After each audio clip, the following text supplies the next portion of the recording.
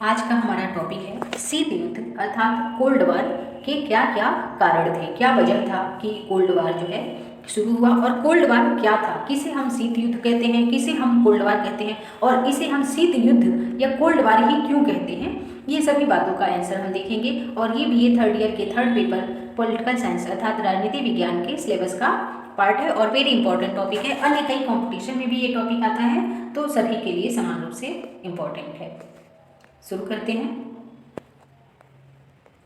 द्वितीय विश्व युद्ध के बाद विश्व में दो महाशक्तियां रह गईं और इन दो महाशक्तियों के आपसी संबंधों को अभिव्यक्त करने वाला सबसे अधिक उपयुक्त शब्द है वह है शीत युद्ध अर्थात कोल्ड वार। यद्यपि शीत युद्ध की शुरुआत 5 मार्च 1946 को अमेरिका के फुलटन स्थान पर चर्चिल द्वारा दिए गए भाषण से माना जाता है, परंतु वास्तव में शीत युद्ध की जो शुरुआत है या इसकी पृष्ठभूमि है 1917 की बोल्शेविक क्रांति के समय से ही तैयार हो गई थी, क्योंकि इस समय से है जार के शासन को समाप्त करके और साम्यवादी शासन की घोषणा कर दी गई थी। और आप जानते हैं कि पश्चिमी देश साम्यवाद के विरोधी हैं। अर्थ क्या होता है शीत युद्ध या कोल्ड वार का? युद्ध न होते हुए भी युद्ध की सी परिस्थितियों को बनाए रखने की कला है, जिसका उद्देश्य युद्ध द्वारा प्राप्त होने वाले समस्त उद्देश्यों को प्राप्त करना था। शीत युद्ध अमेरिका और सोवियत संघ के आपसी संबंधों की वह स्थिति थी जिसमें दोनों पक्ष शांतिपूर्ण राजनयिक संबंध रखते हुए भी परस्पर शत्रु भाव रखते थे तथा शस्त्र युद्ध के अतिरिक्त सभी उपायों से एक दूसरे की स्थिति एवं शक्ति को दुर्बल बनाने का प्रयत्न करते थे। इसे कोल्ड वार इसलिए भी कहा गया क्योंकि ये शस्त्र युद्ध न होकर एक मस्तिष्क में लड़ा जाने वाला युद्ध था। यह एक ऐसा युद्ध था जिसका रण क्षेत्र मानव मस्तिष्क था। यह मनुष्य के मनों में लड़ा जाने वाला युद्ध था, इसलिए इसे स्नायु युद्ध या वार ऑफ नर्व्स भी कहा जाता है। शीत युद्ध में दोनों महाशक्तियां व्यापक प्रचार, गुप्तचरी, सैनिक हस्तक्षेप, सैनिक संधियों तथा प्रादेशिक संगठनों की स्थापना करके अपनी स्थिति को सुदृढ़ करने में लगी रहीं। परिभाषा की बात करें तो जवाहरलाल नेहरू के शब्दों में शीत युद्ध पुरातन शक्ति संतुलन की अवधारणा का नया रूप है। यह दो विचारधाराओं का संघर्ष न होकर दो भीमाकार शक्तियों का आपसी संघर्ष है।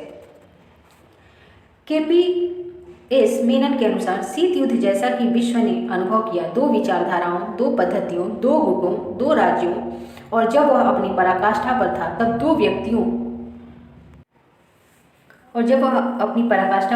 तब दो व्यक्तियों के मध्य उग्र संघर्ष था।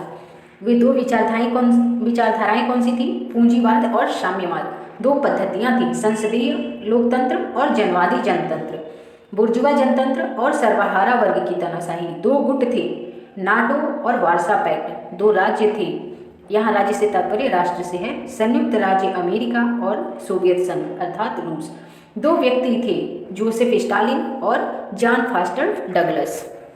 यहाँ संक्षेप में हम देखें कि शीत युद्ध के क्या कारण थे, तो देख लेते हैं, फिर हम इन हेडिंग को डिटेल में देख लेंगे।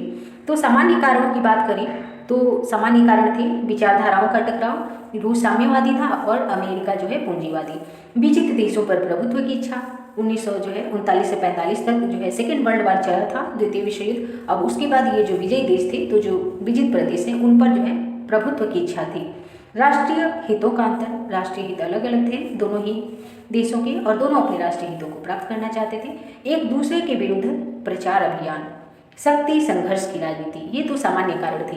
अब सोवियत संघ अर्थात रूस की क्या शिकायतें थी अमेरिका को लेकर के, जिससे शीत युद्ध जो है उसकी शुरुआत हुई। द्वितीय मोर्चे का प्रश्न अभी देखेंगे डिटेल में कि क्या था ये। अमेरिका द्वारा परमाणु बम के रहस्य को गुप्त रखना, रूस को मिलने वाली सहायता पर रोक, पोलैंड और बाल्टिक देशों में सोवियत संघ विरोधी अमेरिकी कदम। वहीं अमेरिका की क्या शिकायतें थी सोवियत संघ से? तो अमेरिका की ये शिकायतें थी कि सोवियत संघ द्वारा याल्टा समझौते का उल्लंघन किया गया था, सोवियत संघ द्वारा बाल्कन समझौते का उल्लंघन किया गया था, सोवियत संघ द्वारा ईरान से सेना नहीं हटाया गया, तुर्की पर सोवियत संघ का दबाव, बर्लिन की नाकाबंदी सोवियत संघ के द्वारा, और जो है सोवियत संघ द्वारा वीटो का बार बार प्रयोग करना, अमेरिका में सोवियत संघ द्वारा साम्यवादी गतिविधियां चलाना आदि, ये सब जो है कारण थे। अब हम इन कारणों को देखते हैं कि ये वास्तव में क्या थे। ऐतिहासिक कारण के रूप में देखें तो कतिपय पर्यवेक्षक शीत युद्ध का कारण जो है 1917 की बोल्शेविक क्रांति में ढूंढते हैं। 1917 की बोल्शेविक क्रांति के समय से ही पश्चिमी राष्ट्र सोवियत संघ को समाप्त करने का प्रयत्न कर रहे थे, क्योंकि साम्यवाद एक विश्वव्यापी आंदोलन था जो कि बोल्शेविक क्रांति से के समय से शुरुआत हो गया 1917 से, और जिसका अंतिम उद्देश्य पूंजीवाद को समाप्त करके पूरे विश्व में साम्यवाद का प्रसार करना था। पश्चिमी देश साम्यवादी रूस को नाजी जर्मन से भी अधिक जो है संशय की दृष्टि से देखते थे। मतलब जर्मनी में जब हिटलर था, नाजी हिटलर था, उससे भी ज़्यादा जो है वो रूस पे जो है शक करते थे, आशंका की दृष्टि से देखते थे उसे। पश्चिमी देश हिटलर को सोवियत संघ पर आक्रमण करने के लिए उकसाते रहे, प्रेरित करते रहे। द्वितीय मोर्चे का प्रश्न ये क्या है? द्वितीय मोर्चे का प्रश्न ये है कि द्वितीय विश्व युद्ध के दौरान जब हिटलर ने सोवियत संघ को भारी जनधन की हानि पहुंचाई, तब सोवियत नेता स्टालिन ने मित्र राष्ट्रों से जो है नाजी फौजों के विरुद्ध दूसरा मोर्चा खोल देने का अनुरोध किया, जिससे क्या हो, नाजी सेनाएं जो है उनका दबाव रूस पर कम हो जाए और नाजी सेनाएं जो है वो दूसरी जगह पे युद्ध में व्यस्त हो जाएं। लेकिन रूजवेल्ट अर्थात अमेरिका के राष्ट्रपति और चर्चिल यानी ब्रिटेन के प्रधानमंत्री रूस के अनुरोध को कई महीनों तक क्या किए, टालते रहे। सोवियत इतिहासकारों के मत में यह देरी अमेरिका और ब्रिटेन की योजनाबद्ध नीति का परिणाम थी, ताकि नाजी जर्मनी साम्यवादी रूस को पूर्णतया ध्वस्त कर दे। इससे स्टालिन को ये समझने में देर नहीं लगी कि पश्चिमी देश की आंतरिक भावना सोवियत संघ को नष्ट होते हुए देखने की है। युद्धोत्तर उद्देश्यों में अंतर। अमेरिका और सोवियत संघ के युद्धोत्तर उद्देश्यों में भी भिन्नता थी। भविष्य में जर्मनी के विरुद्ध सुरक्षित रहने के लिए सोवियत संघ अर्थात रूस जो है यूरोप के देशों को रूस के प्रभाव क्षेत्र में लाना चाहता था। तो पश्चिमी मत में जर्मनी के पराजय से सोवियत संघ के अत्यंत शक्तिशाली हो जाने का भय था। तो पश्चिमी देश सोवियत संघ अर्थात रूस के बढ़ते प्रभाव क्षेत्र को जो है सीमित करना चाहते थे। चौथा है सोवियत संघ द्वारा याल्टा समझौते की अवहेलना। याल्टा सम्मेलन 1945 में रूजवेल्ट यानी अमेरिका और रूस और चर्चिल यानी कि ब्रिटेन के बीच में हुआ था। इन लोगों ने कुछ समझौते किए थे, लेकिन जैसे ही युद्ध का अंत निकट दिखाई देने लगा, जो स्टालिन है यानी रूस अपने वचन से मुकरने लगा, क्योंकि और उसने जो है याल्टा सम्मेलन में जो समझौता हुआ था उसकी अवहेलना की, जिससे पश्चिमी राष्ट्रों के हृदय में सोवियत संघ के प्रति संदेह उत्पन्न होने लगा।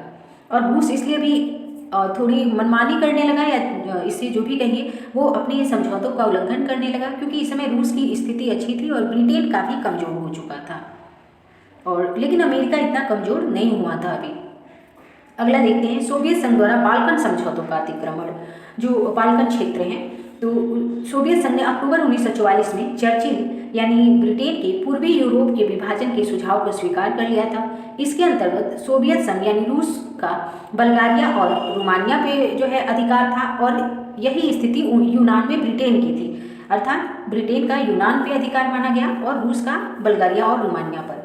हंगरी और युगोस्लाविया में दोनों के बराबर जो है अधिकार माने गए, किंतु युद्ध समाप्ति के बाद इन देशों में सोवियत संघ ने बाल्कन समझौते की उपेक्षा करते हुए साम्यवादी दलों को खुलकर सहायता दी और वहां सर्वहारा वर्ग की तानाशाही स्थापित करा दी। इससे पश्चिमी देशों का यानी ब्रिटेन और अमेरिका वगैरह का नाराज होना स्वाभाविक था। ईरान से सोवियत सेना का न हटाया जाना।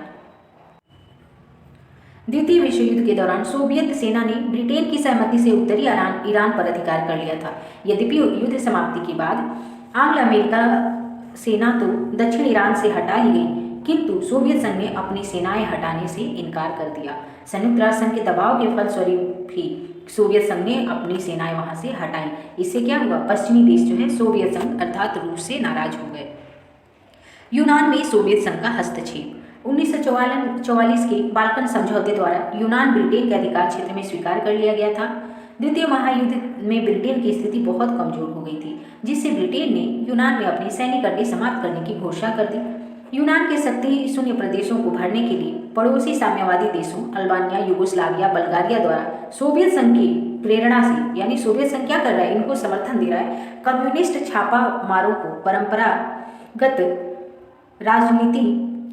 राजतंत्री शासन को उखाड़ फेंकने के लिए सहायता दी जाने लगी, और परिणाम स्वरूप ट्रूमैन सिद्धांत और मार्शल योजना के तत्वाधान में अमेरिका द्वारा हस्तक्षेप किया जाना अपरिहार्य हो गया। अर्थात क्या रूस जो है यूनान में साम्यवाद के प्रसार के लिए अल्बानिया, यूगोस्लाविया और बल्गारिया को क्या कर रहा था, सपोर्ट कर रहा था। यही कारण है कि यूरोपीय देशों से साम्यवाद को हटाने के लिए अमेरिका द्वारा मार्शल योजना और ट्रूमैन सिद्धांत लाया गया। अणु बम के आविष्कार को सोवियत संघ को न पता चलने देना। यह कहा जाता है कि अणु बम ने हिरोशिमा का विध्वंस नहीं किया, अपितु युद्धकालीन मित्र राष्ट्रों की मित्रता का भी अंत कर दिया, क्योंकि अमेरिका, ब्रिटेन और रूस क्या थे, मित्र थे। और क्या करता है अमेरिका कि ये अणु बम का जो आविष्कार किया उसने, परमाणु बम का, वो जो है उसने रूस को नहीं बताया। संयुक्त राज्य अमेरिका में अणु बम का अनुसंधान कार्य और उसका परीक्षण बहुत पहले से चल रहा था। अमेरिका ने इस अनुसंधान की प्रगति से ब्रिटेन को तो पूरा परिचित रखा, अर्थात ब्रिटेन को तो बताया, लेकिन ये रहस्य जानबूझकर जो है सोवियत संघ के साथ गुप्त रखा गया और सोवियत संघ को इससे जबरदस्त सदमा पहुंचा और उसने इसे एक विश्वासघात माना। सोवियत संघ द्वारा अमेरिका विरोधी प्रचार। द्वितीय विश्व युद्ध समाप्त होने के कुछ समय पूर्व से ही प्रमुख सोवियत पत्रों में अमेरिका की नीतियों के विरुद्ध घोर आलोचनात्मक लेख प्रकाशित होने लगे। कारण आप समझ ही सकते हैं कि जब सोवियत संघ संकट में था, जर्मनी ने उस पर आक्रमण किया था, उसने हेल्प मांगा तो इन लोगों ने नहीं दिया। अमेरिका, ब्रिटेन ने जानबूझकर लेट किया ताकि रूस हार जाए। तो जाहिर सी बात है कि रूस में जो भी अखबारें थीं वो जो है अमेरिका विरोधी प्रचारें छापने लगी। इसके अलावा सोवियत संघ ने अमेरिका में भी साम्यवादी गतिविधियों को प्रेरित किया। सोवियत संघ के इस प्रचार अभियानों से अमेरिका के सरकारी और गैर सरकारी क्षेत्रों में बड़ा विक्षोभ फैल गया और अमेरिका ने अपने यहाँ बढ़ती हुई साम्यवादी गतिविधियों पर अंकुश लगाना प्रारंभ कर दिया। पश्चिम की सोवियत विरोधी नीति, यानी पश्चिम की सोवियत विरोधी नीति एवं प्रचार अभियान। तो पश्चिम की जो है सोवियत विरोधी नीति और प्रचार अभियान ने जलती हुई आहुति में घी का काम किया। 8 अगस्त 1945 को बर्नेज, अमेरिकी राज्य सचिव, तथा बेविन, ब्रिटिश विदेश मंत्री ने अपनी विज्ञप्ति में सोवियत नीति के संदर्भ में कहा कि हमें तानाशाही के एक स्वरूप के स्थान पर उसके दूसरे स्वरूप के संस्थापन को रोकना चाहिए। यानी पहला तानाशाही ये हिटलर को मानते थे और दूसरे तानाशाही इन्होंने रूस को मानना और समझना शुरू कर दिया। चर्चिल के फुलटन भाषण के दूरगामी परिणाम हुए। वैसे तो कहते हैं कि शीत युद्ध की शुरुआत जो है चर्चिल के फुलटन भाषण से ही हुई थी मुख्य रूप से। 1946 के उपरांत दोनों पक्षों ने अपने मतभेदों को खुलेआम प्रकट करना शुरू कर दिया। चर्चिल के फुलटन भाषण के संबंध में कहा गया कि ब्रिटेन के युद्धकालीन नेता के फुलटन भाषण ने शीत युद्ध का वास्तव में प्रारंभ न किया हो तो भी यह प्रथम बुलंद उद्घोषणा थी। यानी जो फुलटन भाषण था चर्चिल का, भले ही उसने शुरुआत नहीं किया, शुरुआत भले ही बोल्शेविक क्रांति के समय से ही हो गई थी 1917 से ही, लेकिन क्या थी, ये शीत युद्ध की एक बुलंद घोषणा थी। और कैसी बुलंद घोषणा थी? प्रथम बुलंद घोषणा थी। बर्लिन की नाकाबंदी आप जानते हैं, जर्मनी में जो है ये हुई थी। सोवियत संघ द्वारा लंदन प्रोटोकॉल का उल्लंघन करते हुए बर्लिन की नाकाबंदी कर दी गई। इससे पश्चिमी देशों ने सुरक्षा परिषद में सोवियत संघ की नाकाबंदी के विरुद्ध शिकायत की और इस कार्यवाही को शांति के लिए घातक बताया। अन्य कारण ये था शीत युद्ध का सोवियत संघ द्वारा वीटो का बार बार प्रयोग करना। सोवियत संघ ने अपने वीटो के अनियंत्रित प्रयोग द्वारा संयुक्त राष्ट्र संघ के कार्यों में बाधाएं डालना प्रारंभ कर दिया, क्योंकि वह संयुक्त राष्ट्र संघ को विश्व शांति और सुरक्षा स्थापित करने वाली एक विश्व संस्था न मानकर अमेरिका के विदेश विभाग का एक अंग समझता था। इसीलिए वीटो के बल पर उसने अमेरिका और पश्चिमी देशों के लगभग सभी प्रस्तावों को निरस्त करने की नीति अपना ली। इसी कारण पश्चिमी राष्ट्र सोवियत संघ की कटु आलोचना करने लगे और परिणाम स्वरूप उनमें परस्पर तनाव, विरोध का वातावरण विकसित होने लगा। सोवियत संघ की लैंड लीज सहायता को बंद किया जाना। लैंड लीज एक्ट के अंतर्गत अमेरिका द्वारा सोवियत संघ को जो आंशिक सहायता दी जा रही थी उससे रूस पहले ही असंतुष्ट था, क्योंकि वह बहुत ही कम थी, अत्यंत ही अल्प थी। किंतु इस अल्प सहायता को भी राष्ट्रपति ट्रूमैन, जो अमेरिका के राष्ट्रपति थे, उन्होंने द्वितीय विश्व युद्ध के बाद एकाएक बंद कर दिया, जिससे सोवियत संघ का नाराज होना स्वाभाविक था। जो एक अन्य कारण है वो है शक्ति संघर्ष। मार्गेंथाउ के अनुसार अंतर्राष्ट्रीय राजनीति शक्ति संघर्ष की राजनीति है। विश्व में जो भी परम शक्तिशाली राष्ट्र होते हैं उनमें प्रधानता के लिए संघर्ष होना अनिवार्य होता है। द्वितीय विश्व युद्ध के बाद सोवियत संघ तथा अमेरिका ही दो महाशक्तिशाली दो शक्तिशाली राज्यों के रूप में जो है उदय हुए, अतः इनमें विश्व प्रभुत्व स्थापित करने के लिए आपसी संघर्ष होना स्वाभाविक था। कई विचारक तो शीत युद्ध को पुरानी शक्ति संतुलन की राजनीति का नया संस्करण मानते हैं, जिसमें दोनों महाशक्तियां अपना प्रभुत्व बढ़ाने में जी जान से लगी हुई थी।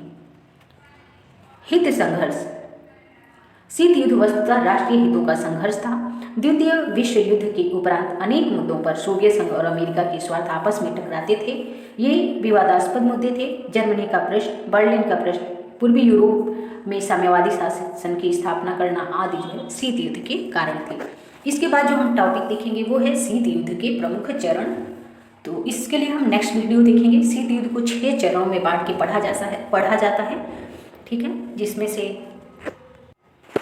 तो ये शीत युद्ध के जो है प्रमुख 6 चरण हैं, जिसमें आप देखते हैं कि पहले, दूसरे और तीसरे चरण में शीत युद्ध का विकास होता है। चौथे और 5वें चरण में जो है दितांत यानी तनाव शैथिल्य का चरण आता है, यानी दोनों के बीच तनाव में कमी आती है।